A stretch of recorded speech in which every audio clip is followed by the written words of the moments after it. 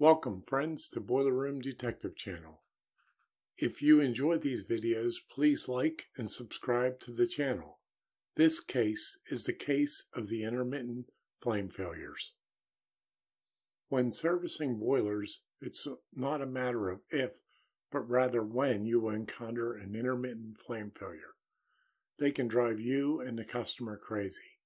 This video will not cover a specific case, but rather the causes and solutions for intermittent flame failures I have found in my career. Most flame failures occur during a pilot sequence on power burners, so I typically start there. The most important thing you will need when diagnosing intermittent problems is patience, lots of it. You make an adjustment, cycle the burner numerous times, and walk away feeling pretty proud of yourself, and a day, a week, a month later, the problem rears its head back up again. I explain this to the customer and inform them that I will start with the least expensive repairs before moving on to the more expensive solutions. My favorite service tool for diagnosing flame failures is the Honeywell digital display for the 7800 series flame safeguards. This allows me to look up past flame failures and when they occurred in the heating sequence, such as during a pilot trial for ignition. The best thing about this tool is you can take this display from job to job and do the same on any boiler that has a 7800 series flame safeguard. It pays for itself pretty quickly. The following are the items I check when the customer says the boiler has an intermittent flame failure. Wiring connections. The power burners operate at speeds up to 3,400 RPM and are exposed to vibration from combustion. These two factors can cause the wiring connections to loosen. The first thing I do is snug every screw on the burner terminal because a loose connection can cause intermittent flame failures. Next is the electrical voltage. Verify the electrical voltage doesn't fluctuate. Watch to see if it drops when the burner starts. If it does, look at the electrical feed or the blower motor. It could be going bad. Ignition electrodes. Inspect the ignition electrodes for proper alignment and verify they are in good condition.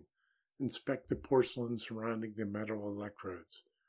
If there are cracks in the porcelain, replace the electrodes. The pilot solenoid or the pilot gas pressure regulator. Confirm the pilot solenoid valve opens and the pilot gas pressure is correct. Watch the flame signal to see if it drops. A common time for flame failures is when the purge ends and the main gas valve opens. This can sometimes push the flame away from the flame sensor. Just a recommendation, I have had better luck reducing the pilot gas pressure than increasing it when troubleshooting intermittent flame failures.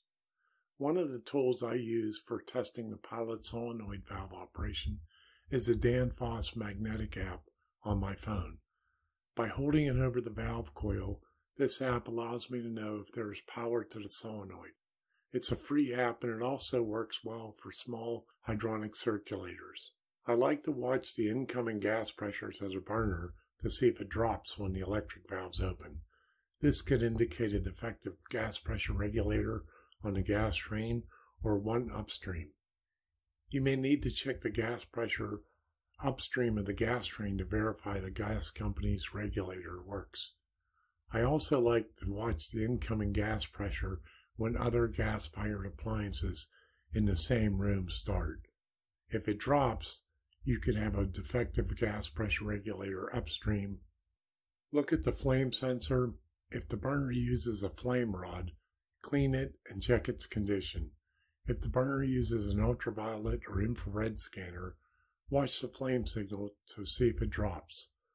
The triac type of a relay allows voltage to leak through before the relay contacts fully make. I like to replace it with a definite purpose relay. If the gas train has a separate actuator for the gas valve mounted on the gas valve, I like to look in the valve actuator's window. If it's leaking hydraulic fluid, it will look crimson or dark red. If you see hydraulic fluid leakage, the actuator will have intermittent flame failures before it finally fails. This process may take a year. Replace the actuator if you see it leaking. A failing flame safeguard control could cause intermittent flame failures. These are expensive, and I would eliminate everything else before condemning this control. Your local flame safeguard distributor may be able to test the control. I'm hesitant to use a rebuild flame safeguard as I have not had good success with them. In addition, the state boiler code for my state does not permit using them. If you would like to contact me, my contact information is here. In addition, I have two websites. BrewingWithSteam.com is focused on steam systems for breweries and distilleries. It includes a monthly blog about steam issues inside a brewery. My other site is FireIceHeat.com.